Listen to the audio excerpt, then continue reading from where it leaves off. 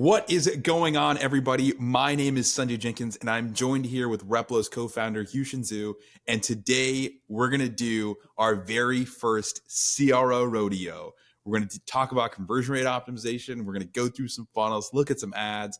We're going to give you our advice on exactly how things are looking on a current site, and then what we would do differently, what we would test, what we would adjust, so on and so forth. This is kind of a new format for us. We're going to try to test some stuff. We're out here. We're in the arena. Yuxin, how you doing, man? How you living? I'm doing very solid, thank you, and I'm excited to get started. It's gonna be great. I before we get too far into this, I do have to say, I very much appreciate the really wild like cowboy setup that you did to my profile photo for this event. Where you just like photoshopped a cowboy hat on me. It was a nice touch. I think I said that I was going to have a cowboy hat on, but I didn't get it. So we're going to have to chalk it up to the game and just get on with it. Yeah, you subconsciously influenced me. So now we gotta keep this for next. We gotta go. Yeah, we gotta do it. All right. So before we get like super into this, I'll talk about the format of the show in just a bit. But before we get into this, you started Replo. Like let's spend a quick second talking about what Replo is. And why we're even here to begin with, like why we're building landing pages and so much more than that. Give me the breakdown. Yeah, for sure. I mean, like, I feel like, between you and me, we probably talk to like hundreds of brands every month, and I don't know, people get so excited about what they're building, what they're selling online, and it's so important that I don't know, like they constantly want to test stuff. I mean, obviously, everyone wants to get more sales.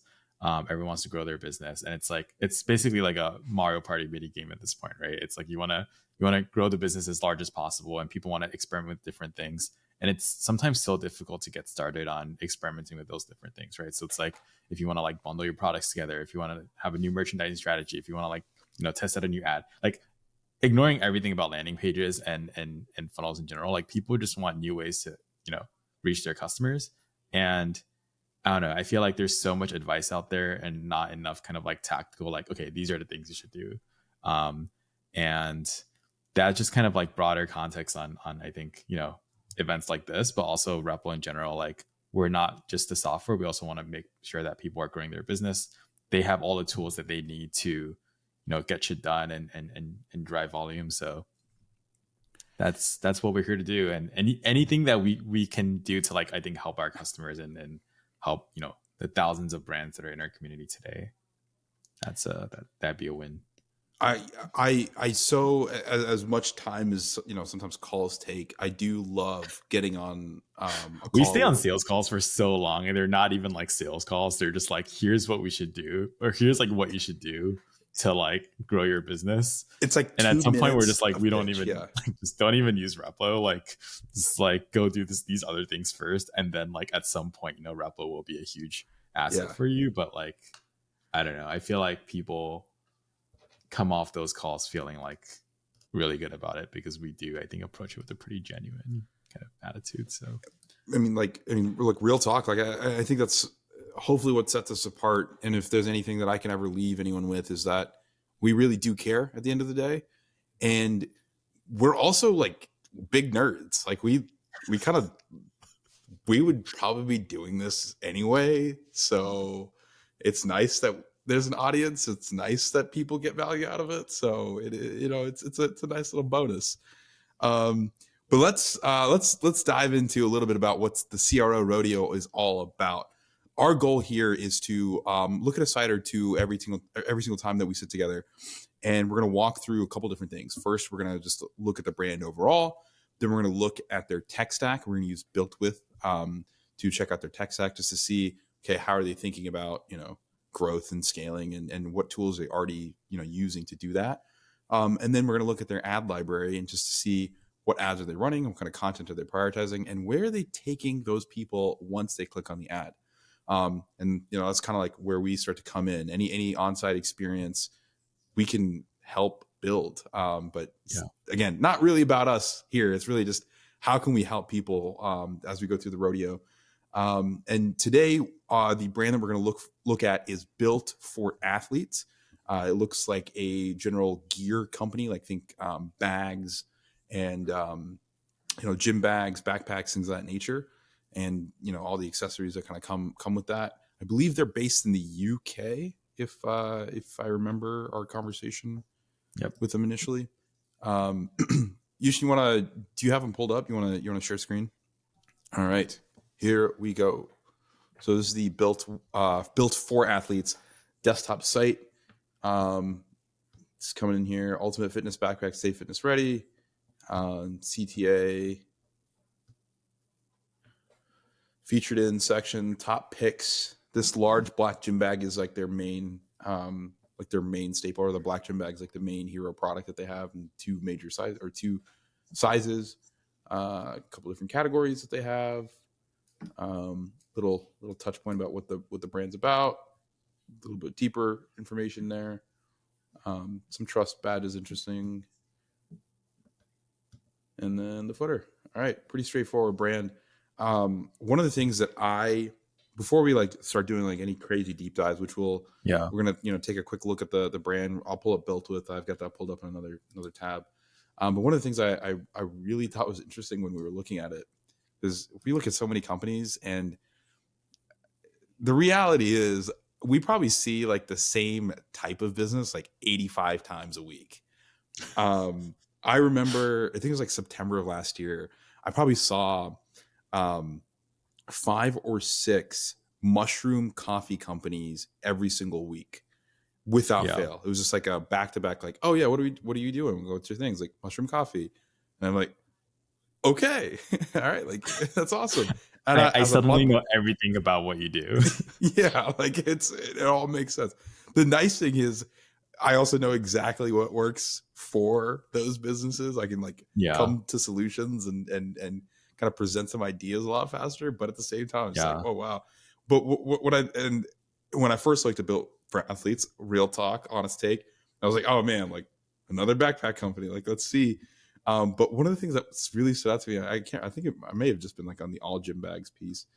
But we see our boy Verstappen just there, and I'm like, hold on, what's happening here? They got some Red Bull collabs going on, and they've got this whole thing. And I wish I could see kind of into this, because this is kind of a crazy deal. They have active F1 drivers as models on their site. It's really interesting because I feel like we see the same brands, but it's also kind of like that Google Maps situation where I think if everyone kind of did the same thing, then everyone kind of looks very similar, and it's hard to differentiate yourself. And so really having things that make you stand out against the competition, right? I think that's so key, and stuff like this is just so interesting. I would love to see the inside of this deal, how much spend was required to get them to do this, the coordination with them. I mean, these are hardcore athletes that travel the world on a weekly basis. It's a pretty interesting thing. I mean, it seems like they're staying on top of it too with the Vegas stuff as well. So the Vegas patches. Keeping it up to date. Which again, I wonder what that media spend is like. I mean, as far as just general layout, we'll go into it in deeper context here in a bit, but it's a pretty straightforward website. I mean, they know what they're about. The website, the athlete or the product is about, or centered around this main black backpack. That's their hero product. I had Built With pulled up. I thought there was some cool things there.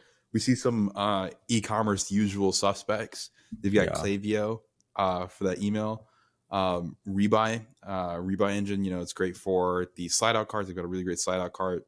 Allows you to add things, track how much is being spent, get to next tiers, free shipping thresholds, add gifts, things like that. Some really cool post-purchase stuff as well. I've never seen this Black Crow AI before. I've heard.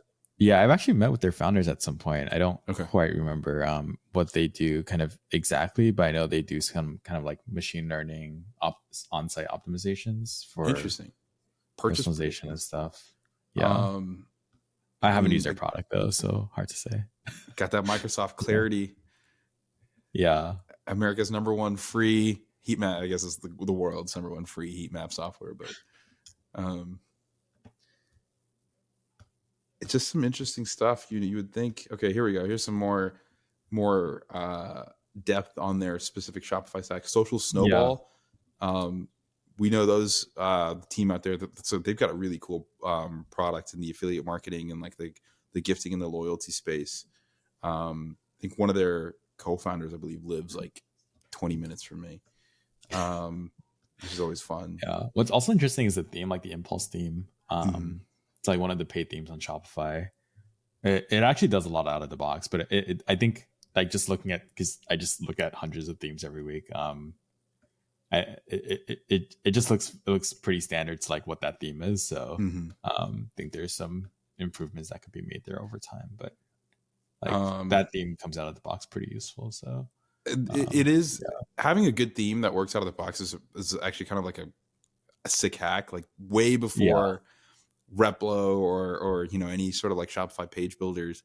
yeah, At the last like big company that I scaled, I had some friends that they were running a like a DTC plant business, but it was like hmm, localized to New York City. yeah, And I love their theme. And I literally just like went into their theme, right click, view source code, Command F, Shopify.theme, and saw the exact theme that they had. Went and paid yeah, $180 for it. And then we did like yeah, $4 million off of that. And it's like really yeah. good imagery. It's like a lot of times you can get away with that. Yeah, I think the issue with a lot of the themes though is that it's really hard to switch out of the themes. And Mm, so like I feel like there's so much people build around certain themes from like 3 or 4 years ago and they're not really kept up to date.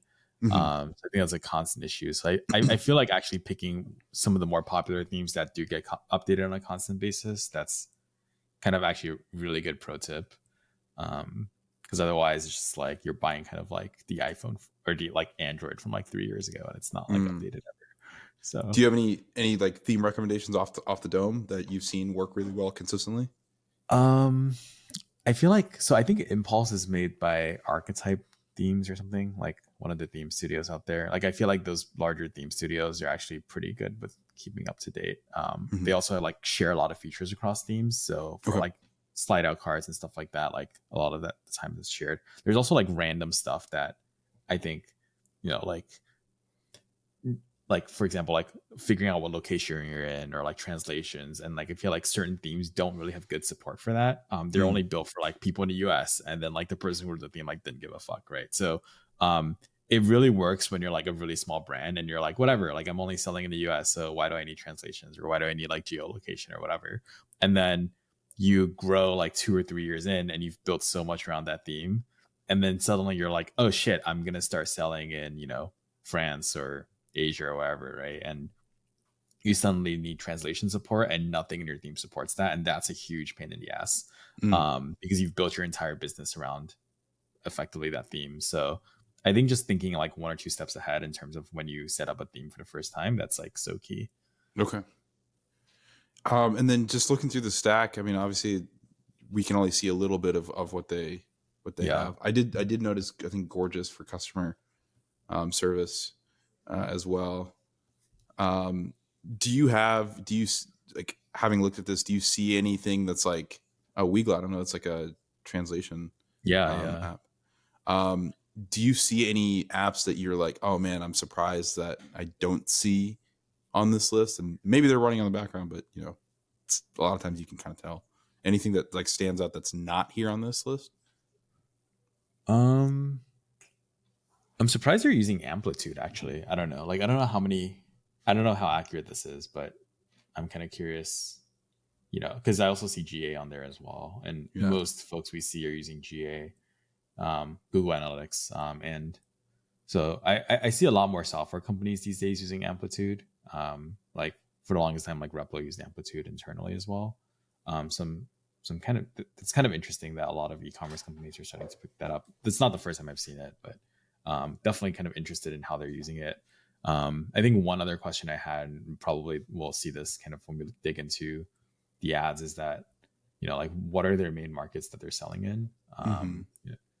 and who they're like, is there, I know they're based in the UK, but like is their main target market in the US? I'm not sure, like it probably is SKU dependent as well, because Like there's like some Vegas F1 stuff on there. I'm assuming that's not getting a ton of pickup in the EU. So yeah. What is there anything that you're seeing that is kind of out there? Um, I guess I didn't really see a review app specifically, but we can look through Mm. that. Maybe it's just not surfaced on this list. Yeah. Um, I'd be kind of curious to see exactly what their Shopify product. I mean, they might be just using the main Shopify app, which is Yeah.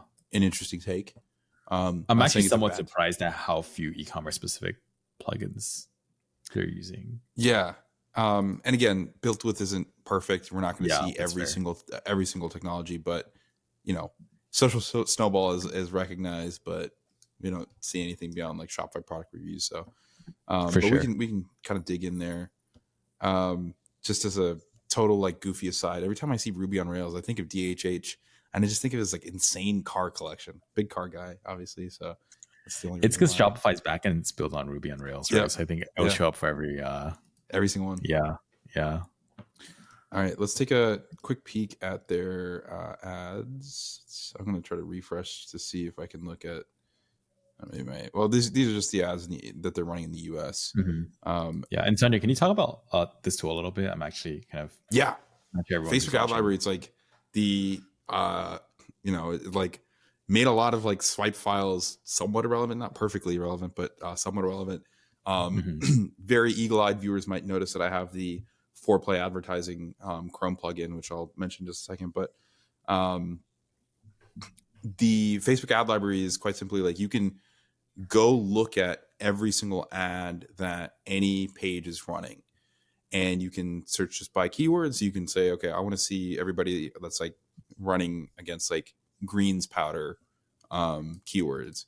So you get athletic greens is going to surface. You've got X, Y, and Z brand is going to surface, or you can like search for a specific brand. It's going to pop up in the advertiser list. You can segment by geo, and again, like you can see the active ads that they're running. And as an advertiser, this is a great place to do some sort of competitor analysis or just get inspiration from brands that you like to see what's working. If you if you use a tool like Foreplay, you're able to save it. They've got a really great like swipe file kind of tool built in where you can directly save live ads into your kind of Foreplay dashboard. And you can, the name of the game is if an ad has been running for a very long time, that means it's working really well. More often than not, there are kind of exceptions to the rule, including like people just forgetting to turn off an ad, or maybe it's not actually getting that much spend, but it's active.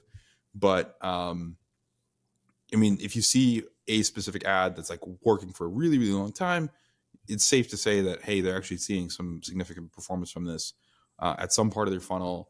And maybe there's something that you can learn from it, iterate on, and use for your own brand. So that's kind of how I look at it. But it's also just, great awareness just to see, like, for us, for, the way that we're going to use it today is like, we're going to see exactly what their messaging is on the ad side, on the acquisition side. And then we're going to see exactly where they are going to go. So like, for example, like, let's just take this ad, invest in yourself for 2024, backpacks for the dedicated. What do you? Dribble. Yeah. One thing you mentioned, sorry to interrupt, was like all good. The like kind of competitor analysis, right? And seeing like what other, because I'm assuming like people are buying, one or two backpacks in the course of a year, right? Average consumer. Zero research to back this up, but just assumption here. And I'm assuming, I mean, like I literally just bought a backpack. Like I did a bunch of research like on this. What are kind of like the things that you're doing for competitive research in this tool specifically? Like, are you just searching up competitors? Is there certain keywords you can search up? Are you using like another tool to figure out what those keywords are and then plugging them into this tool? Like, how do you go about that? Yeah. I mean, like for me, I'll probably like switch between like Google Trends, so trends.google.com, and like, something like Ahrefs, some SEO based keyword tool to help me do some keyword research. And then also just like for each specific brand, you have a pretty good sense if you're in the space, like if you're really like running your business, what the other like major players are. Or who's going to have like a lot of like mind share. So you can like start there. So like, let's say I'm just going to start at greens powder. I know Athletic Greens, AG1, they're going to be like the hero in that Yeah. space. But you can search up greens powder, or you can, like kind of like look up some variant of that you can pull on trends or on like your SEO keyword research tool, and then start putting those in and surface brands that you may have never heard of that may Yeah. be doing just as well, sometimes even better. One of the things that I have to remind myself, and Athletic Greens, which I'll keep bringing up, is a great example of this. Is like there are so many companies doing hundreds of millions of dollars that you've probably never heard of that just operate in your space, and maybe you think that you're saturating, or your TAM's not big enough or whatever. Like a lot of times, like there's a lot of space. Yeah. And there's a really great discourse on Twitter a couple weeks ago about I think it was actually related to like the mushroom coffee, the mushroom beverage space, about like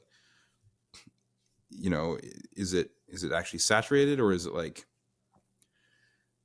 or let me frame it this way. One of the things was like, how many brands can exist? How many brands do you think of?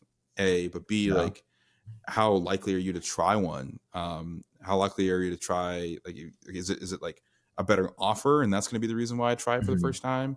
And then someone brought up, I can't remember exactly who it was, but they said, what if you tried it? What if you saw a great ad, great offer, you tried it, and the product itself wasn't to your liking? Like, I think for a lot of people, at least in my circle, mushroom based beverages are a little hit or miss. And if you didn't like that first one, what's the likelihood that a better offer is going to be the reason why you try another one? So like, I could put it off, but I'm rambling at this point. But as far as like the actual tools to do more research and competitor analysis, I try to stick to the basics. Yeah. One, just knowing who's in my space. Two, Google Trends. And then three, some sort of SEO tool. And we're currently using I think it's Ahrefs. definitely worth the research though, because I do feel like there's a difference between like brands that are popular within your social circle, and like I think you mentioned, like there's always some brand that's some company doing like a few $100 million a year in sales in every given vertical, and Yeah. a lot of times like people don't even know what that company is, or it's not present in their lives as much, but it's there's 7.5 billion consumers on the planet, right? So I think doing that research is so important. I mean, to kind of like put that into practice, right? Built for Athletes is a gym bag. I don't know if they've necessarily called it out. So they call it a fitness backpack. So it's a little, I think it's actually an interesting framing. But if you search up gym bag, you have stuff like, these wipes that can put in your gym bag, but here's a must-have gym bag. Here's another, revolutionary gym bag that's tailor-made for all the, it's like, and I guess like part of the point also is that like, even though, people aren't choosing between these two products, these are also things that like content that will rank in that keyword, right? And that's why this is so important. They are in the auction. So like, I mean, any one of these ad networks is a finite number of people that could buy your stuff, and you're all kind of competing for the same eyeballs, attention, and dollars. And it is, I mean, you bring up a great point. Like, I think it is good to just have the awareness of like, who else is likely to be in your auction. Maybe they're not selling the exact same thing as you, but they're going after the same consumer. They're going after the same set of dollars. And having that awareness, one, just from like a product innovation standpoint, but two, in your marketing, how you present it to them, how you communicate, the language that you use, the angles, the attention, the hooks. Like, I think that fact, it goes a long way. It's a great call out. Yeah. I think actually spending time like reading this is actually so important as well. It's like, just like as a bedtime story, it's like, okay, cool, this is the context that like my products are going to appear in, right? Like in a long ass feed, if someone's scrolling through TikTok or whatever at 1 a.m., this is the type of content that they're seeing next to my product, and how does that fit contextually? Like, just like small stuff like that. That's a huge thing. I will say, I was trying to buy some. I wanted to buy like a nice watch for myself around Christmas time, and I didn't buy a single thing for anybody else. Just bought. I'm kidding. That's a joke. But I saw an ad, and I've always prided myself in not buying stuff from ads, but that's no longer the case. I buy from ads all the time. I saw an ad for a watch. I really loved it. Went and bought it. Like first time I ever saw the ad, boom, immediate conversion. I'm sure that made their media buyer very happy that day. And then as soon as that happened, I got like, it's been nonstop watch ads since then. Yeah. And there are other watches that I'm like, oh man, I kind of wish I had bought that. Or like, you can kind of tell, especially you have that like kind of bend, you know, you're kind of like looking at it For sure. intentionally. You're like, okay, like this ad is clearly better than that, or this product is clearly better. And it's a great exercise. Yeah. The more you do this too, like the more your own feed is going to like, your algorithm is going to curate this for you. So you're going to just like start training yourself on what looks good and what's bad pretty quickly. I think when I've done this in the past, I've always had like an incognito account, or as much as possible trying to kind of separate that, because I do think you're kind of drinking your own Kool-Aid. There's also like some interesting stuff that, you know, probably hop onto in another call, is like figuring out what products are also in the, or like what products and contexts are also in the auction, and really using that to shape how people are doing, you know, creative and photography and all of that. It's like, I just saw an ad for like air tags, right? And like, how does that fit into, you know, fitness bags? Like there's probably some interplay there, or some bundling opportunity, or some offer there that, or just like product placement that could be really interesting. So I don't know. I feel like I'm learning a lot about, I guess, that strategy, even just looking at some of these ads, which on the surface seem completely irrelevant. So we could have probably spent 30 minutes brainstorming on it, an hour, and I probably would not have brought up air tags. But like once you see it, you're like, oh, it makes sense why those would be related. Like you would want to make sure you have your gym equipment or whatever. Yeah, but you don't see that relation just like thinking, you know, sitting on the couch, just like looking at all these other companies. It's like super interesting. But anyways, let's move on. Yeah, so I'm gonna go ahead. So I'm we're gonna look at the top 3 ads here. The first 3, not even the top 3, but the first 3, just to see where they go. So it takes us to a collection page. I'm gonna open up a few more. Is this the? Let's see where this takes us. Collection page. What's the likelihood? Oh, a product page. Okay, all right. But it's sold out. Oh, is that ad live right now, or? Yeah, this ad is live. This is running. I didn't catch the date. And you have to hit the notify me. There's a great conversation about states in Replo and how you can make this pop a little bit better. But sick looking bag though. It is a pretty cool looking bag. Yeah. And if you know anything about zippers, you know these YKK zippers are the real deal. For sure. That's like they're hefty zippers. They are. It's some pretty good imagery here too. That's a serious photo. All right. Let's start doing kind of like a quick review of the site. Yeah. Let's start with the homepage first, and then we'll actually go into the landing pages. We'll go into the like they're driving traffic to their collection pages, and they're driving traffic to some product pages. We can do kind of a tear down of each. But let's start with the homepage. Like what stands out to you? I've got a couple ideas, but I'd love to hear what your initial take is on the. Yeah, I mean, I think the first thing, I mean, even before I look at the content, typically what I like to do is just pull it up in a bunch of different viewports and see based on different screen sizes, like how, because I really want to be like, okay, cool. Put myself in the mind of someone like using like, I don't know, like a fucking netbook, right? Like what does that page look like to them? And so that's definitely something we can do later on. But I think that's just like the first, just like putting yourself in the shoes of the consumer and being like, what would I think if this was the first time I land on this page? I didn't know jack shit about this brand. Yeah. So I think that's the first thing that jumps out is like, the products, where the call to action is, what is like the next step I would that you want kind of the visitor to the site to have. I don't know, like what jumps out at you? Yeah, I mean, I'm gonna look at it like kind of from 2 ways. Like one, obviously, just always communicating exactly what the product is, like what you're even looking at is so critical. And I think a lot of brands actually miss this. This is actually that automatically puts you ahead of 50% of the competition. I'd say probably even 80, honestly. Like again, like the number of like pages we've looked at, it's probably like 80 to 90%. I think 90% of 80% of the time I don't even know what they're selling. Yeah, which is like such a huge red flag. And I'm just like, okay, this is an easy win for you guys. Like, it's super easy. Just literally explain it to me like you're explaining it to your mom, like what you're selling. And I think that goes a long way. Yeah. The ultimate fitness backpack, stay fitness ready. I mean, like a lot of times what brands will end up doing is they'll just do stay fitness ready, and they wouldn't say this first part. And actually this first part is much more valuable than the second part. It's cool to have this fun little brand phrase, always like big on that, but like just being very direct about what it is like, it actually goes like very, very long way. And obviously, I mean, I think it's a great image. My only call out would be, it looks like, you know, this is not live text, right? This is a button that they've put into the image. All of these trust symbols, their tagline for the dedicated, all of that is built into the image itself. My only call out would be, if possible, have the image in the back, make the CTA, make the trust buttons, and then like the text here, make that live text. That's big help on the SEO side. Huge help. And it also probably reduces like the complexity of the image. You can probably reduce the file size of the image itself without compromising the quality. It still kind of looks blurry a little bit on my screen.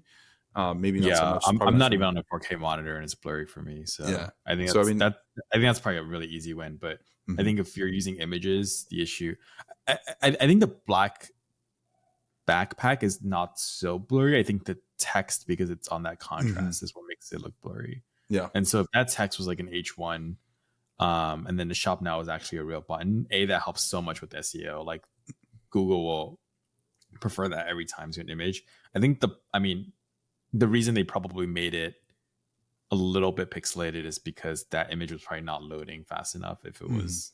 And so, I mean, one other thing I've seen people use is like vectors as well. That just keeps because the thing that usually gets people to think it's blurry is not the image. It's more just like the text contrasting with the background. So yeah. But I mean, and then I can see just from hovering over this links to the collection page, which we'll talk about in a second. That's it makes sense. If you have a catalog where there are multiple styles, if you're an apparel brand, linking to a collection page makes a ton of sense. But can other you than that, it's actually pretty strong. I'm actually curious what it looks like. How do I even do that? It's you have to do keyboard shortcut. Is this it? No, on the top right, responsive. Oh, you were there. Was I? Okay. No, you're using Arc. Yeah, this is. I have no idea how to do dimensions, and then iPhone 14 Pro Max. Yeah. Okay, the thing is, like, most people don't have a Pro Max, and so like that's another thing is, like, I think this is a big thing at other companies I worked at, is that like everyone assumes that people are on like the latest like MacBook Pro M2 and have like an iPhone, and that's literally not true. Like most of the US and more so most of the world, like they're on like an iPhone SE, right? Sure. And so like just make sure that like and just refresh it just to like because sometimes it doesn't quite update. Just refresh, just Command R to page. Okay, cool. Yep. So I think like there's a few things proportionally that are weird. Like I think if we were on an actual phone, the shop now would look a lot smaller than it is. And so this is almost just like switching out a different image on mobile. And obviously you can do that in Replo, but I'm pretty sure you can probably do that with a few lines of code on the theme as well.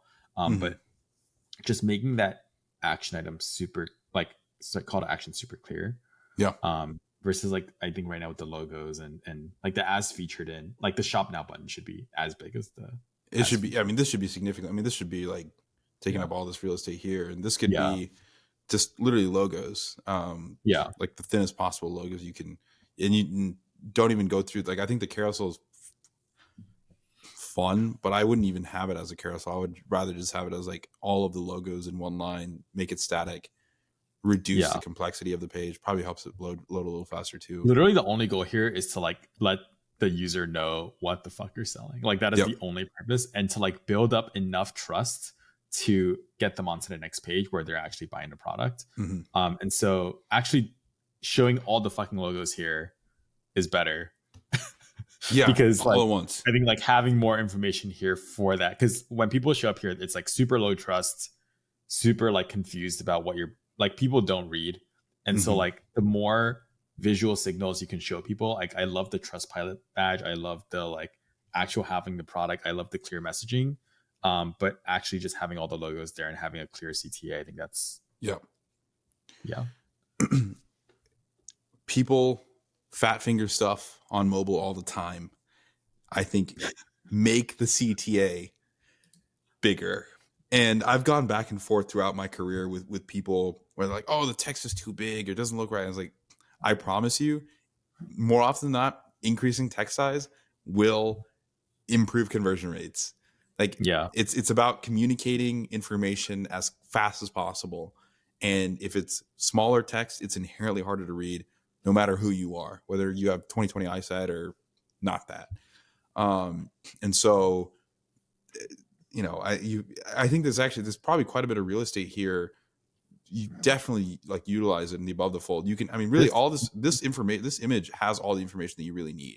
Yeah, I Um, think this shop now button needs to be the full width of the page and needs to be yeah, like at least 48 pixels, like the font size. yeah, The like let's just get very tactical here. I think the ultimate fitness backpack that needs to be like at least size like 60. hmm I think right now it's probably like 20. So that should take up like honestly a third of the screen, and then the shop now should take the other, probably this much of this like that 10% of the screen in height hmm probably. um and then the logos can be like, one thing I do like to do is just having the product image be bigger and then having the logos poke up above the fold, hmm because right now this kind of looks like a complete page, and you kind of want that like incentive for users to like scroll down and see like, right, okay, cool, like what are the other interesting pieces, because there's right, a lot of like other fun elements on the rest of the site that's not being utilized, hmm and it's not super clear to me as a user. Like this looks like a complete carousel because the carousel kind of cuts off at the top of that at least on the SE of that view window. So it's yeah, not clear to me that like I need to scroll down. So right. um Um, this is one of those great kind of limitations of a Shopify theme here. So right below yeah. um, the trust badges or the press badges, we've got the two products on desktop. They were side by side, and kind of like centered. Whereas Yeah. here, this is like a collection list or it's a featured collection rather, and like very much like designed as if there were more than two products, which Yeah. is why it's kind of like that. It's got that left justification.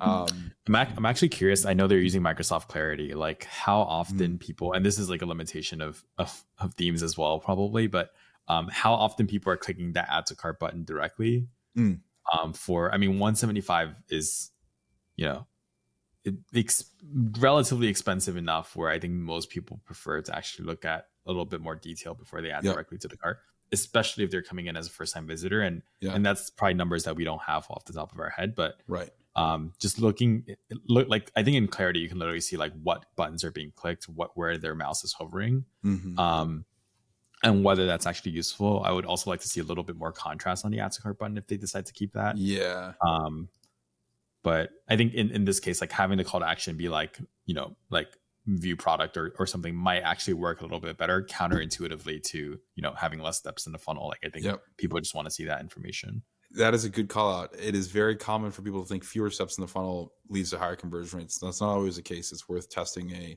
longer funnel, especially when it's a product that people are going to have a longer consideration period for, Yeah. as you I mean, mentioned we before. work with like a bunch of companies that are selling like $800-900 products, and Yeah, their funnel is like fucking 15 steps, because it's just like you need to be actually like there's this very specific intent on every page, and trying to get people to add to cart with very little information is actually potentially works like against you in some ways, right? yeah. So To um that end, I do want to call out one of the things that I think would be useful for this real estate here.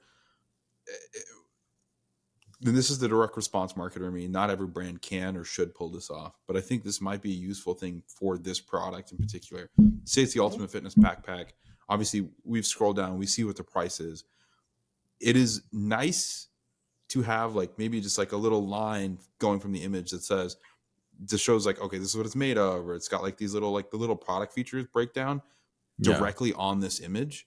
And again, it's a great use of this image real estate You can still have your big CTA. You can still have like the main headline up top, but like you have this real estate. The product, like not everyone sells like an iPhone or a Ferrari, right? Sometimes you do need to like communicate the value and the specific features and benefits of your product a little bit more tactically. And if you can use this real estate to do that, I would recommend it. I mean, a version of this image that I would create is essentially just like having, you know, a little white line that goes to different sections and says, hey, like massive store, like the storage capacity and like the number of cup holders and That's a really good point, because I mean, no offense to this brand, like people go out and buy $10 backpacks, right? And so like conveying the quality, like I know this backpack is high quality, but that's because I've been on the rest of the site and I've looked at the ads and I've like looked at the materials, right? And so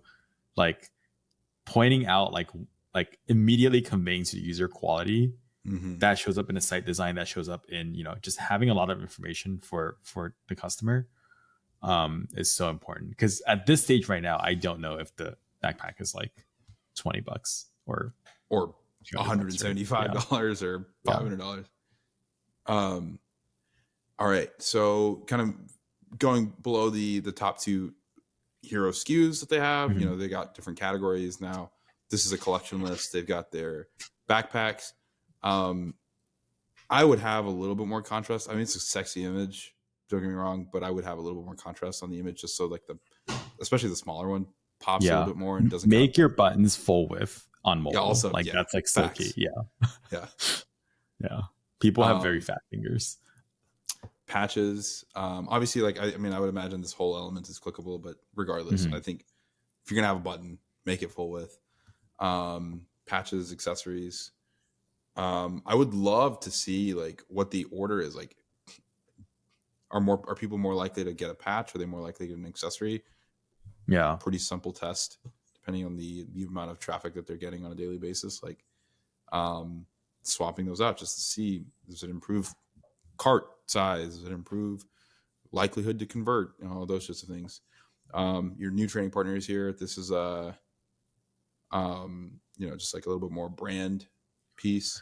I will say in terms of priority though, just because we're trying to be a little bit tactical, like we can sit here all day and point out things to improve. I honestly feel like the top 10% of the page is like 90% of the improvement. 100%. Because most people will not scroll that down that far, especially based on the design of this carousel. Like it feels like a complete page. People might, I mean, I'm sure they can look at this in clarity. I'm willing to bet some amount of money that like people aren't scrolling to the bottom of the page. Right. And so I think fixing that hero section is like 75% of the way there.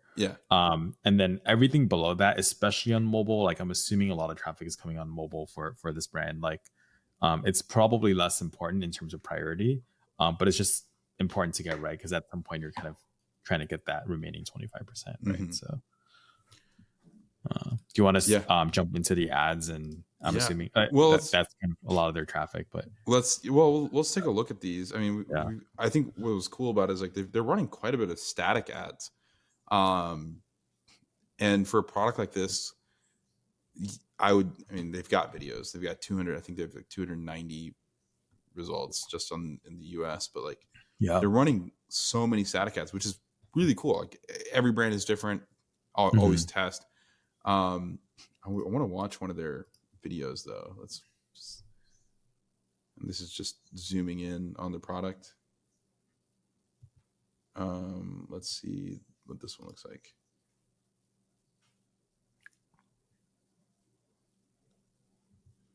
All right, so let's see if we can find one that isn't sale related. I do like this one that has like all the I mean, this is a Black Friday ad that's still live. I'm of two minds. Like, you know, there's a part of me that's like, hey, it's a Black Friday ad, maybe turn it off. But there's also like, if it's cranking, maybe let it cook. Let's see. What I really want is this type of. Mute it because so this is like kind of like a UGC creator style video, which is pretty cool. But this is the kind of stuff that I think is so cool, because this is product in use. And there's probably some gifts that you can pull off of this that you can include in your homepage and all your different landing pages. I mean, what I'm thinking is like they've spent probably so much fucking effort on, getting Max and half the F1 team in their products, right? And like I feel like so much of what we consume on social media, I mean, on Meta, for example, is video. Yeah. And so why not show some of that, right? Yeah. And that was, I think, probably one thing that was missing on the homepage as well. It's like, cool, like, not everyone knows who the fuck Max Verstappen is. Like, that's fine. It could just be some random guy, right? But like, yeah, if you don't know who he is, at least he's just a random guy, right? Mm-hmm. And if you know who he is, it is much like that's social proof. That's more social proof than any text you could put on there because people don't know how to read. And having that in all of the ads as well, having people using the product, that just adds to like they're like, okay, cool, this is like I could be using this product, right? Yeah, I could be. Yeah. I do like this though. This one. This is a good ad, but I think one of the things that was relatively absent from the homepage was more reviews, more like customer related content. Yeah, that's true.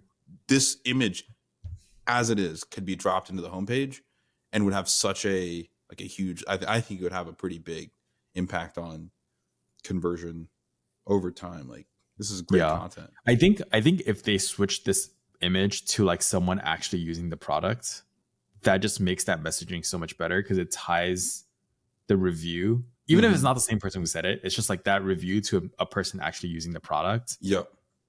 I like the 5 stars. I like the the multiple examples. Honestly, if they just had one, like honestly, the best backpack I've ever used. Yeah.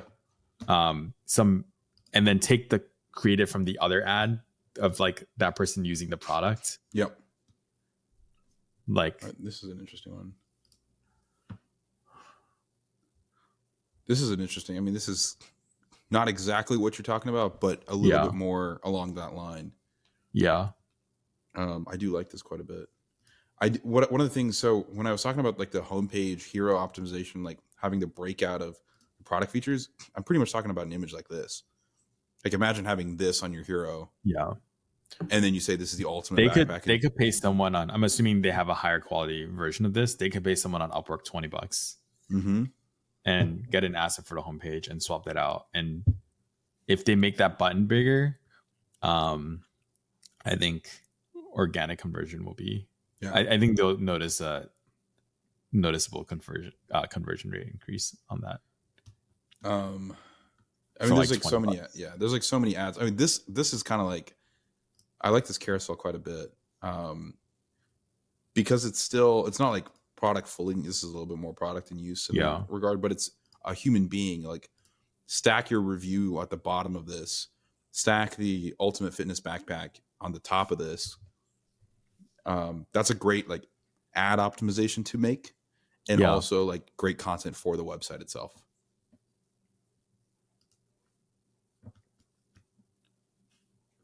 This is a good one.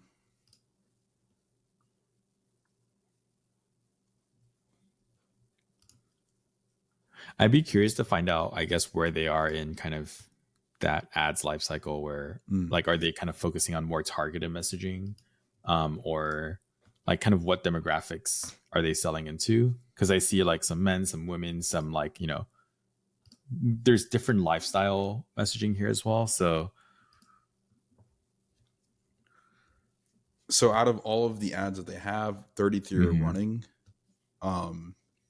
These are and these are, again, this is just, I think this is actually the whole world.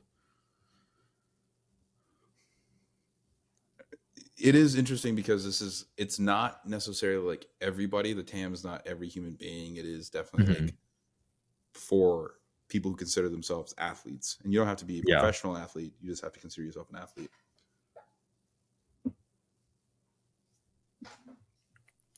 Let's talk about where these pages go.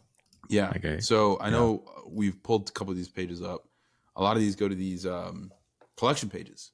Can you go to the ad like that came to this, or I think they all or a lot of them go to the collection pages. Yeah, but I just want to see what the messaging was. So this is the messaging: fitness backpack for an athlete like you, reviews. Click into it. Okay. And dumps you to the collection page. My number one piece of advice whenever I talk about like ads and landing pages, like if you're doing any sort of acquisition related stuff, is try to have some synchronicity, some sort of matching between what you message on the ad to wherever you drop them off, including collection pages. I do like the Instagram story style, like kind of product filter or like the collection filter on backpacks, duffels, etc.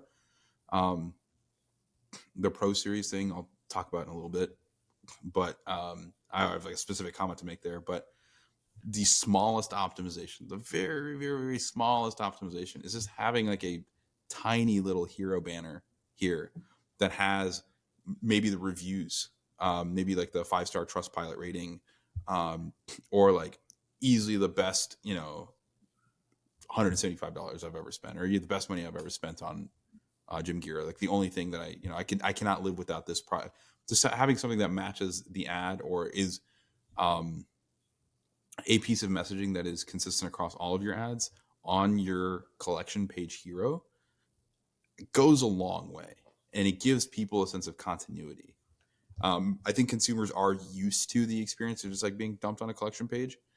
That being said, customers are used to that experience. So if you do just a little bit more effort, and add a banner here, product and use, like lifestyle image plus that banner of like that review and the 5-star rating, like I think that's actually going to provide a meaningful lift on click-through rates to a product page and add to cart. One issue I see here though is that these products are actually the same like product. They're just different colorways, variants, right? yeah. Like, but I think the way they've modeled it internally in Shopify, just because we've seen so many Shopify stores, they're probably separate products within Shopify, which is why it's landing on the collections page. And so I'm almost wondering if it makes sense to have this on a product page and just having different options. It is a worthwhile test. It is, you see this in apparel quite a bit. Like you go to Fashion Nova, and every ad that Fashion Nova has drives to a collection page, and there's like but they also have like actually like canonically like 2 gazillion SKUs, right? That's fair. Yeah. They're materially different. Whereas SKUs. Like everything on this page is, or sorry, I think if you scroll down, there's probably I see there's like different sizes and stuff, or I don't know if they're the same size, but they're the same price. Like they're all $175. They're just different colorways. Yeah, it's actually the same backpack, right? And so, because I think as soon as they land on the page, you want clear messaging about the benefits of the backpack, like why it's $175. Like establishing that trust. Because the colorway comes later. It's like you get sold on a brand, you get sold on a product, you get sold that this is like a useful piece of thing that you should buy, and then you're like picking the colors. I'll push back on that a little bit. I think there's a balance here, and it's one of those things that I'll default to, something you should test. Sure. I think there are products like this where, like, me as a consumer, I could probably ascertain pretty quickly, like, okay, these are probably all the same product, like the same core backpack.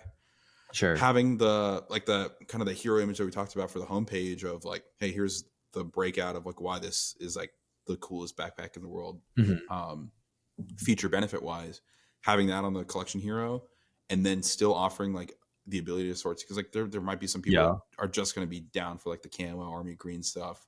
I personally, I'm like, you give me some of these funkier colors, like I'm going to click on these before I click on just like the black backpack. And so being able to like have that sooner helps. It is a shopping experience that I'm used to, but at the same time, if you do it well on a product page, you can still show all of these different variants on a product page, and still the core black backpack, maybe it's not for me, but I see maybe you might even be able to surface it even faster or easier, allow people to make the decision sooner. So you're basically saying like, because you're using kind of these images to kind of attract kind of people and like basically the conversion rate on this page will happen, like be pretty high, because people will just scroll through this, see what they like, and then click on it, and therefore it's like not as big of an issue. It's not as less issue. It's like it's one of those things to test. Like, is it easier for the customer? is it easier for you to showcase the options on a Yeah. product page where but like you have to have like, it's not just like a swatch where it just has like the color that's like very Yeah. loose. Like show the preview image of Yeah. the different color in the bubble. Like Yeah. show this No image. swatches. Yeah, the swatches get a whole, Yeah. it's a whole thing. Yeah. Um and Okay. they've got What's their the easiest way to test that? Like, I feel like almost because I'm assuming there's one or two backpacks here that Mhm. sell really, really well. I think there's maybe a few colorways that probably sell better than the others. Like, is the best way to test this just to like link it to the product page and see what happens? Or Yeah, I mean, I would probably just do like a URL redirect based A/B yeah, test, and see which one has higher add to carts, higher click through rates, higher conversions, yeah, etc. yeah. Um, I mean, you but could again, also just have like two different ads with the same thing and then just link it there and just do it in Facebook if yeah, you're lazy. So yeah, I would argue that that's actually a much more complicated thing to do. Then you have to wait for the ad to like go through review, and that's maybe true. one gets approved and the other doesn't for some You also reason. lose the social on all the ads as well Right, once you right. decide to cancel one of them. So Um, cool. Let's actually click through to one of these product pages. I know.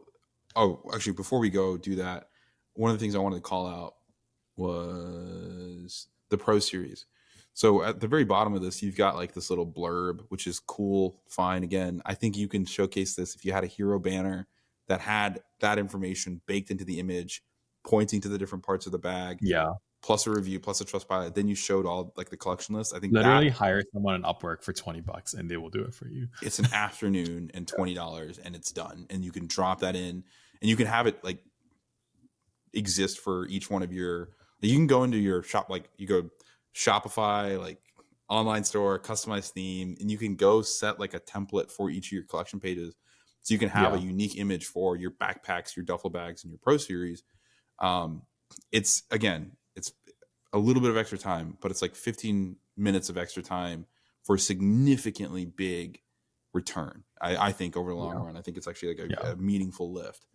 Um, the comment that I wanted to make about the Pro Series is like, as someone, again, like we've been on the homepage now, we've looked at the ads, and we're on this collection page. I have no earthly fucking idea what the difference is between the regular and the Pro Series is, and I don't know. Like it's tricky. Like I would have to know the product a little bit more to be able to like message hmm exactly around it. But I think it's worth the effort to find a way to communicate that and why someone should click on it. Because if you scroll down, you see, oh, here's the Pro Series backpack. It's $285, and it's got this yeah, cool men's fitness editor's choice, great trust badge, obviously huge cosign.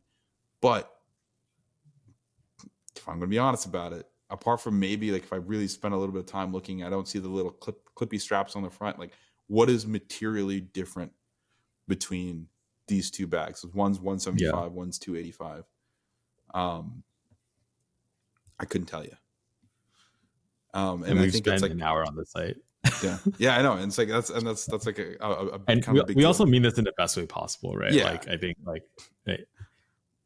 this is I not the think shit the fest. This messaging is is more so just yeah, like, hey, like if I, as someone who has a little bit more awareness than the average consumer, is coming here having a bit of confusion, then yeah, messaging to alleviate that confusion as quickly as possible is the net benefit to all. yeah. And this is with the assumption that they do want to promote. I mean, like I'm assuming they've spent a lot of time working on Mm-hmm. that product. So um To talk about the reviews thing, I'm willing to bet that they're using Trustpilot as the review app. I think They don't so. actually have it on here. Oh, well, we'll talk about that in a second then. All right, so buy box. Swatches. Oh boy, do we see some swatches here. Don't use This swatches. does not, I mean, like if you're going to use a swatch, go ahead and use the product image if you can. Figure out a way to get the product image in there and not just Yeah. have like the standard color, because not inherently clear. And the whole point of it, like conversion rate optimization, is essentially just like, how do you make shit obvious to people? That's really like, because if you can make it obvious, then you get them to the buying decision a lot faster. Yeah. And I think that's the hard part about swatches is like 9 times out of 10, it's not obvious. I think if there's any non-standard materials or more than one color, generally swatches is not a good choice. But I understand why they use swatches, and I'm going to make an assumption here is because it was built into the theme. And so I think this is probably not the most urgent thing to work on. I feel like, the stuff on the website, the homepage with the heroes, I think that's, probably the most urgent, followed by, having some differentiation with the pro series and a regular series. Like, I think that's probably higher priority. But if you were to fix something on this page, I do feel like the swatches thing could make a huge difference. Yep. I think there's a lot of really great stuff in here, but it's that meme where it's like, I'm sorry for you or I'm happy for you, or whatever, but I'm not reading all that. Like, that is, whenever I see like a large like bit pay of text, pay a designer on Upwork $15 to take all this text and make it like they already have the cute icons on the bottom, right? Like the reinforced YKK zippers, #1 rated fitness backpack, all amazing things. Like the only backpacks I buy are basically with YKK zippers at this point, right? And so like that's really important. But having like basically that style where you can have, a grid of features that people point out. It's like, here's an icon, here's some text, here's an icon, here's some text. That just makes it so clear. People can scan that way easier. 90% of the country doesn't know how to read. So like, I think, or like will not read more than one sentence.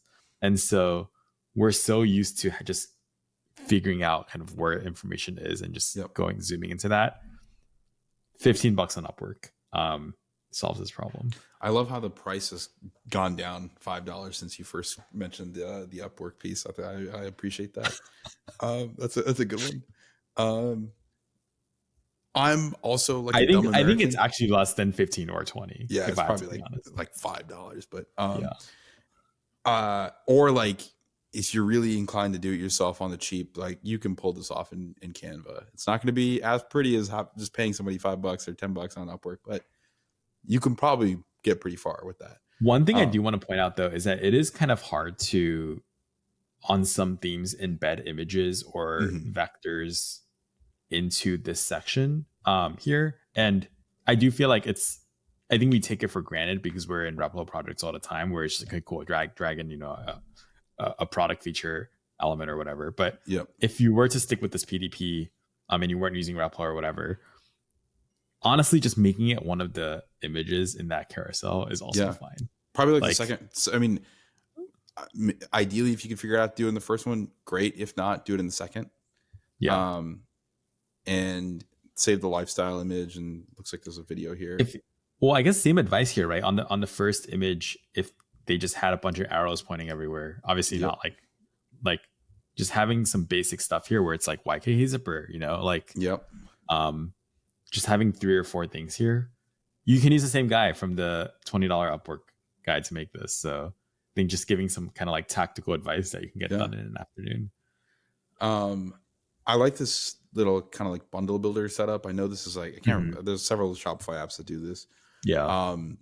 The downside to some of this kind of stuff though, is that like, it looks a little jank. If we were to go, especially because we're not in the UK. Yeah. Well, yeah, that's facts. I guess like if I wasn't a dumb American and I knew what 30 kilograms was, that'd be nice. Was it like 60 pounds or something?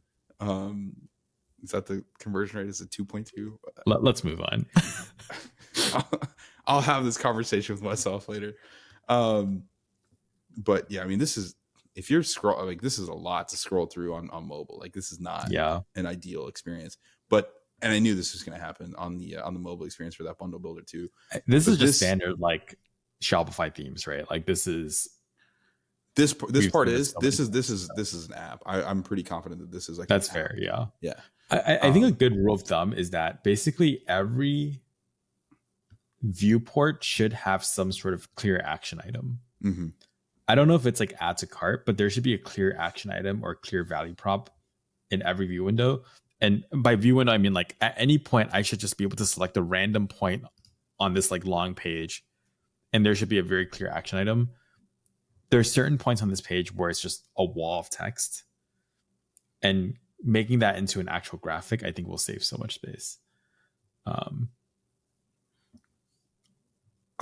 Just as a hilarious aside, and maybe I'm not seeing it, but it's like missing letters. I was trying to find S, and S is not on here. I wonder if it's because it's sold out, because S is fairly S for Superman. One of the 7 most popular letters, I think. We're gonna go back to desktop for the time being. But yeah, I mean, I like. Here's the little company plug. Here's the company man coming out. Since besides this one piece having like a variant selector, like having like a bundle thing together, like it's so easy to pull off in Replo. And again, I think it's one of those things like I take for granted so often is like you can literally add all those products to cart in like a single click. But again, it's just a thing to call out. I feel like all too often people give like CRO advice and it's like super complicated to pull off. And it's like, okay, cool. Like it works because you're a designer and or because you're like, you have no consideration for like the actual work. But then once you make that recommendation, some poor dude at that company will have to go and pull it off. And then it comes to development costs and like the coordination. And so like, I think one thing that we want to do here is also make sure we're giving advice that we know is really easy to pull off. Yeah. And actually like, because the best advice is the one you actually follow. Yeah. Right. And so that's true. So if we're giving some like insane advice that's like, you guys should go out and get some like partnership, it's like, cool, that's probably harder to do than 10 minutes of your afternoon and $15. So yeah. I like this it's like an essentials image that also just kind of shows all I really like this too. I think it conveys so much information. It conveys actually a lot of the bullet points that were like up there, like the 17-inch laptop and like all of that. I think it's just people can't read anymore. You got to show them. This is a hero graphics. Image. Like this is a hero image. Yeah. And then here's they've done the work. Yeah, they have. like they fucking done the work here. This is so great. I think having this, like if we had a text overlays just so we know what the pluses are, like it's taking the information that's already made and just reformatting it, which $15 on Upwork, man. Like it's the small things, and that's like, I guess another fun part about like CRO advice in general, and like how people give it sometimes, and like what it actually ends up being. It's like it's usually just like do a couple of like the small things, and I'm willing to bet that the Build for Athletes team is going to go through this and say, oh, these 2 fucking clowns are telling us everything we already know. And it's like like unfortunately, like that's the case though. Like I am 100% sure they will. And they're just like, like we fucking obviously thought of this.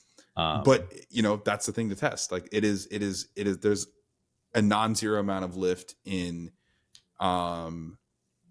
getting some of this stuff live.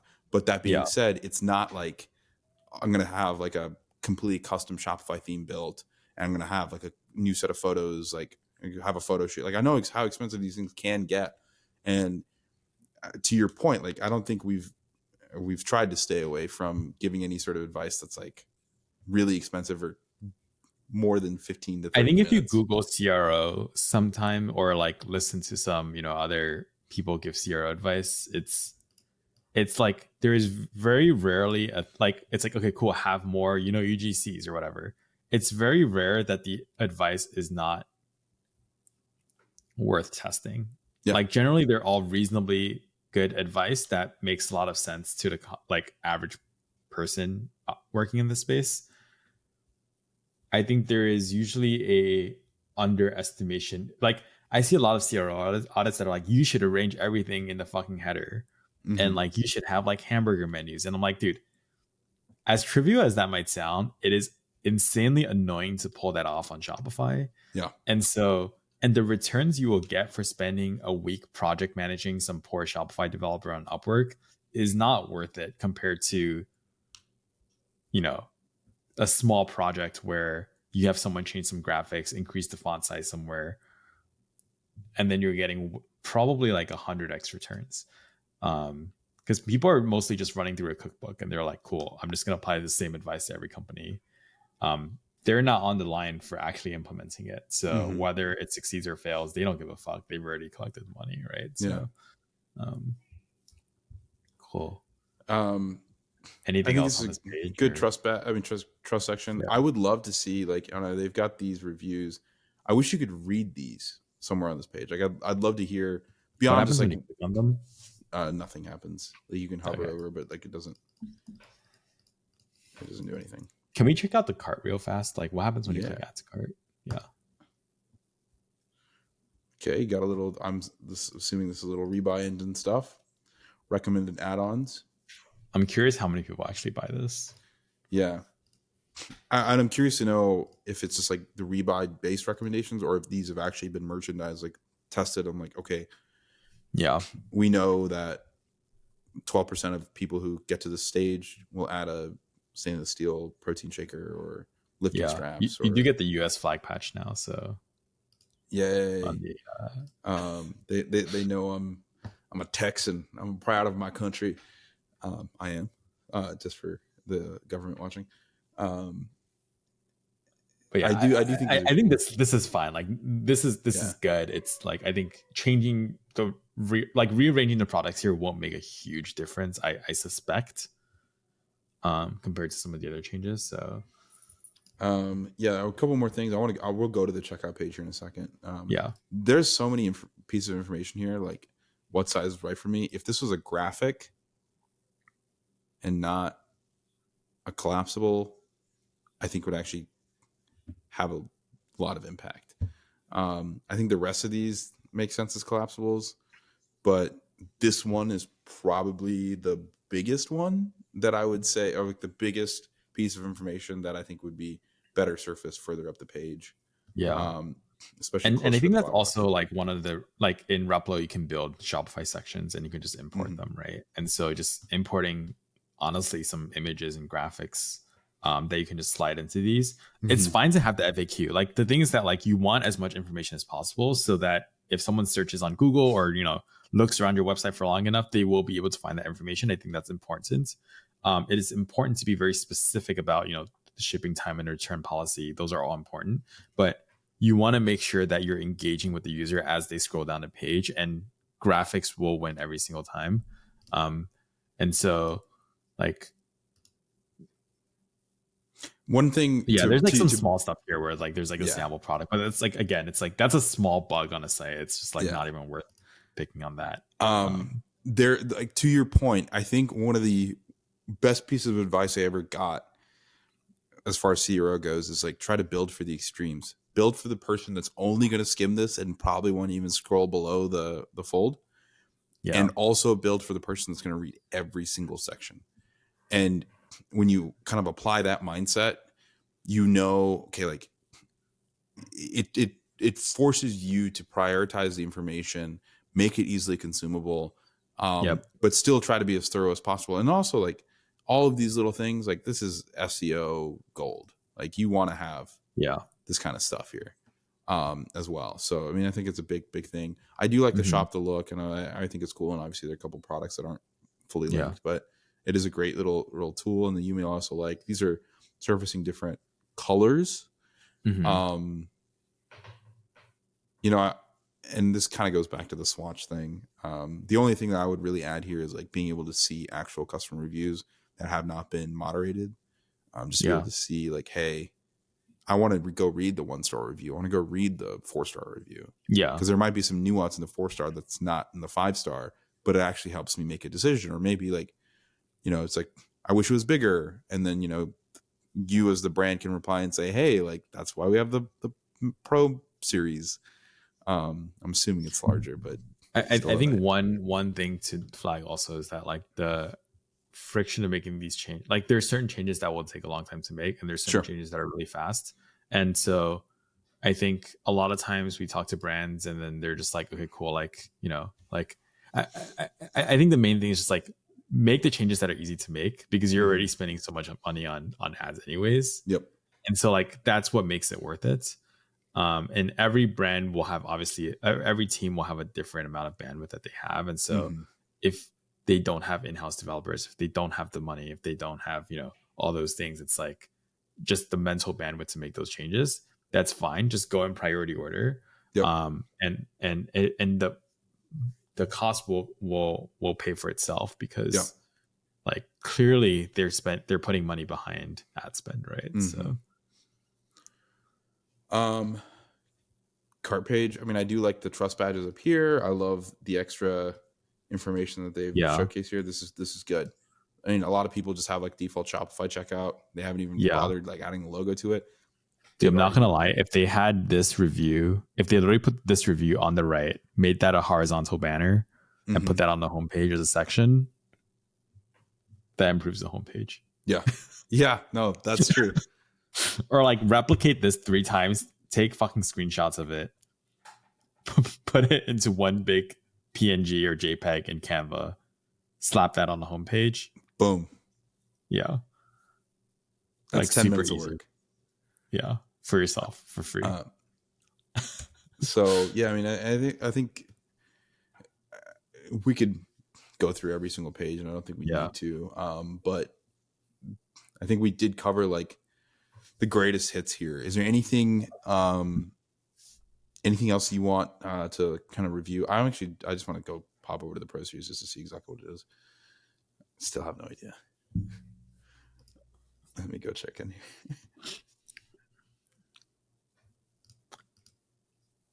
All right, I think that the material is different, or the handle is different. Yeah.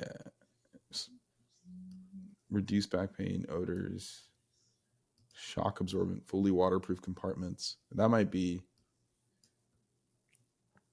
rip proof fabric. So this is, I guess, like it's fully waterproof. Different type of like back panel. Here we go. Here's the issues. Oh, this is nice. Okay. All right. This should be on the homepage. Yeah. I mean, yeah. All right. Yeah. This is some like hardcore stuff here.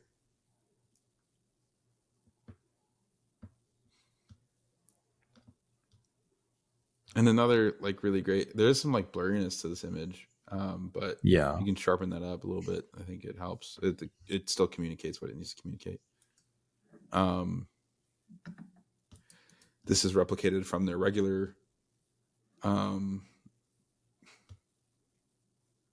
site, or the regular product page. But yeah, I mean, this section is what really makes this nice. And this is the type of content that you can have on all your product pages and definitely on the homepage. Yeah. This is good stuff. Like I feel like someone on Upwork can make those graphics for the regular backpack as well. And then at that point, it's just differentiating between the two, right? But at that point, it's like you've already got them. So it's, can you go on a Red Bull racing page? I'm actually just curious what that looks like. Yeah, I think it's a collection page with the banner. Okay. We got our boys Verstappen and Perez in here. I think if you gave some dude on Upwork this page and was like, hey, make some fun graphics with these, with the assets we already have. Here's our Dropbox folder. Make some assets for this. Slap that on the homepage as like a section. Like that's so fun. Yeah, I mean, there's a lot of visibility here. This is a brand that is functionally like a. I'm assuming they're probably looking at this and be like, no shit. But also, like, guys, you spent so much time and money on this partnership. Yeah, and money for sure. They got both the Red Bull guys, so they might as well. And they've got Red Bull, Oracle, like the logo, and these are. Again, I would love to see the inside of that deal. I think this Perez little patch is pretty cool. The Miami patch. there's like so much great content on the site. It's not like you need to go make. There are moments when, I'll be doing this, I'll be talking to a brand, and the hard but honest answer is like, just go shoot better content. Like, go. Yeah. It's in a time and capital investment, but it's like it's what you need. But that is not the case here. Like, I think the content exists. It's just like repurposing it. And to your point, you could probably just give a designer carte blanche and say, hey, like, go make this look cool. It's like, make them a video, like a Loom video somewhere, and just like, okay, here's what we need. Honestly, send them this one. Yeah. And just be like, here's, go on Upwork. Here's, like, this is not hard stuff. Yeah. And I think it's just like getting the minimum in the door, and then it's like, okay, cool, we can iterate, we can hire a graphic designer, we can do all this cool stuff. Not necessary right now. We just kind of need the basics in there, right? So cool. I will say, let's see, from a merchandising perspective, I know some of these items are on sale or sold out, but the hero product of the business is still the backpack, and you have to scroll quite a bit to get there. I would manually order these, or I would test manually ordering and putting these up top, because you really want people to buy this. This is the one you really want people to buy. Yeah. And so, I would just like it's a small thing. It's a really quick fix. It's reordering the collection. It's just like 3 button clicks really, and then whatever order you put them in. But like, I would rather the backpack show up first before the patches, despite the fact that the patches are pretty sick. All right, let's wrap this up a little bit. Basically, there's kind of 2 things that we need to do here.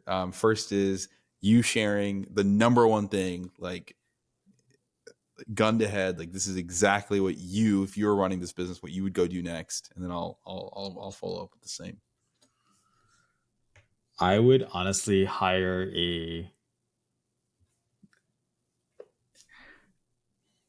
if they're watching this video and they're already doing this, just ignore this comment, I guess. But I would just honestly send some directions to someone on Upwork who is like, has 5 stars or whatever. Tell them to make some graphics for, like, if they literally just change the image here and change the image on a few other things, like, no code required, I think they will see a noticeable lift. If they just rearrange the collaterals and the creatives they already have on some of their ads, because we found really good stuff on this web page. Yep. So rearranging them, putting things in the right place, show people using the product, add just a little bit of creative on pointing out certain features and things like that. This can be done within a week for probably an hour of your time finding someone on Upwork. You can hire 2 people if you want and just have them parallelize and pick the better one. But I think, and then just go into Shopify themes, swap stuff out. I think that would be like the first thing. Like, if I joined this company next week to like run their e-commerce, that's what I would do. It honestly won't take up more than 2 hours of my time.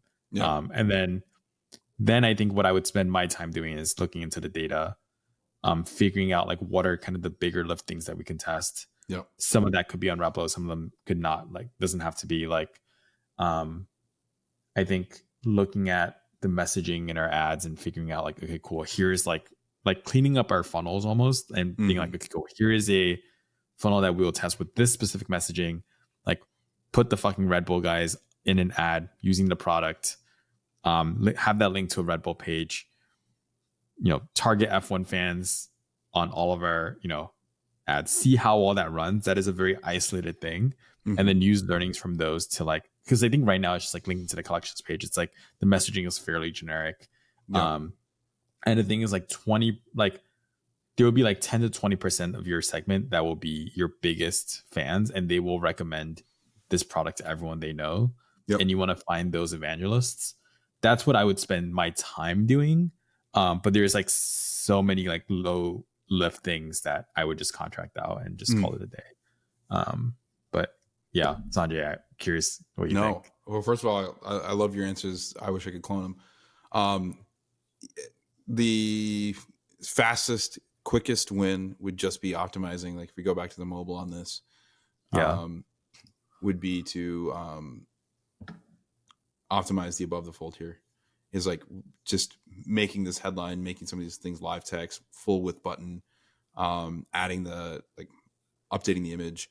Again, it's probably like to your point, 1 to 2 hours of like finding someone on Upwork to do it, starting the project, spending the $20 to get that image updated, yeah, and then the adjustment stuff. Like I think you could do pretty quickly, with or without Replo.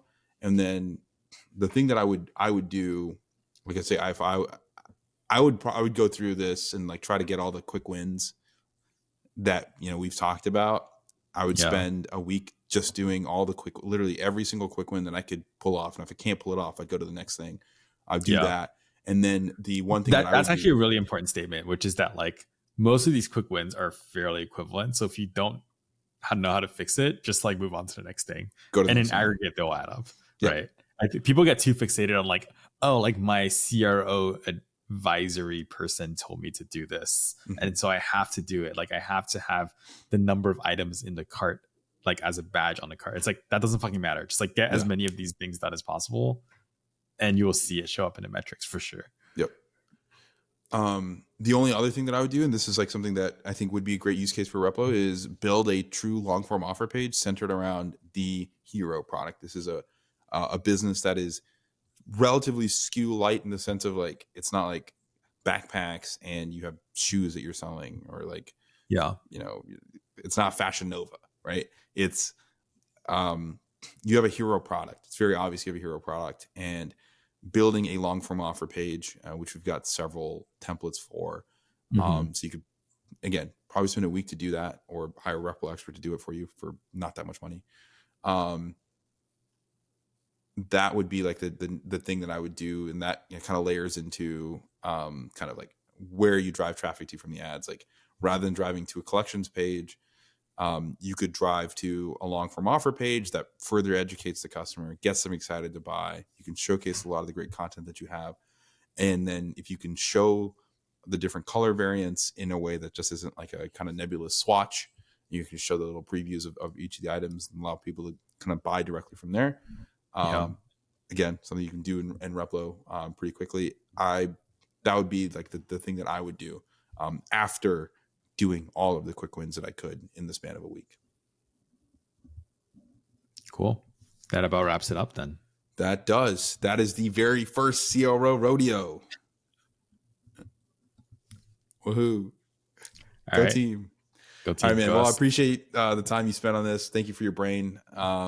I hope that the Built for Athletes team gets a lot of value out of this. And if they don't, if they tell us to pound sand, oh boy. But I think they're going to. If this was not useful, email me or Sanjay. Give us advice. Give us feedback. Let us know what would be helpful.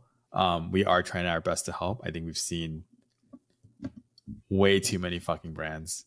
But hopefully this was helpful, and it was a real pleasure kind of going through this. Yep, absolutely. All right. Until the next rodeo, we'll see you very, very soon.